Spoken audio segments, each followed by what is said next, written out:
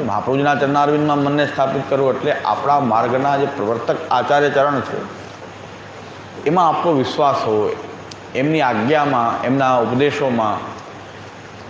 આપણા મૂળ ગુરુ આચાર્ય ચરણ પોતે શ્રી વલ્લભ છે, એમની આજ્ઞામાં આપણો વિશ્વાસ હોવો, એમના ઉપદેશોમાં શ્રદ્ધા હોવી,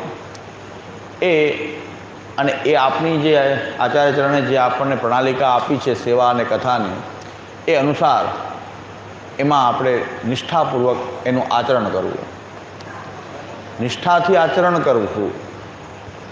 આચરણ કરવામાં ઘણે એમ થાય છે કે ભક્તિ માર્ગની અંદર આચરણ કરવામાં બહુ મોટો શ્રમ થાય છે, કે ભક્તિ માર્ગ એટલે કે માલા લઈને બેસી જવું અને ભગવાનના નામનો જપ કરવો, એવો ક્યાં ટાઈમ હોય.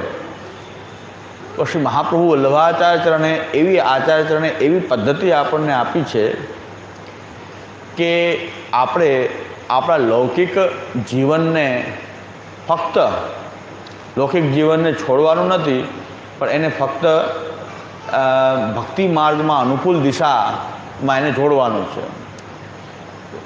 ભક્તિ માર્ગને અનુકૂળ રીતે એને વાળવાનું છે.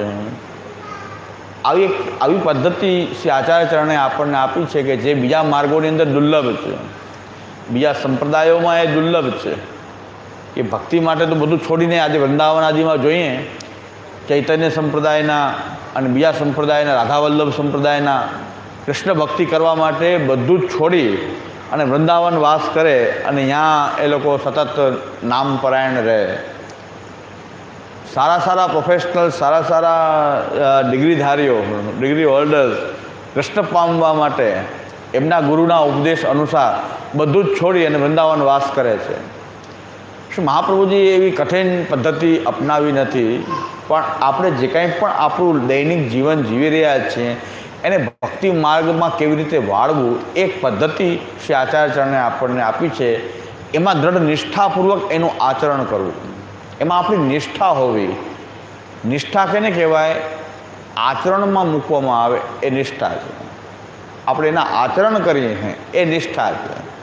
શ્રી આચાર્ય ચરણની વાણીમાં દ્રઢ વિશ્વાસ રાખીને આપે જે આજ્ઞા કરી છે એ પ્રમાણે આપણું જીવન આપણે જીવીએ અને એ આચરણ કરીએ એને નિષ્ઠા કહેવાય. તો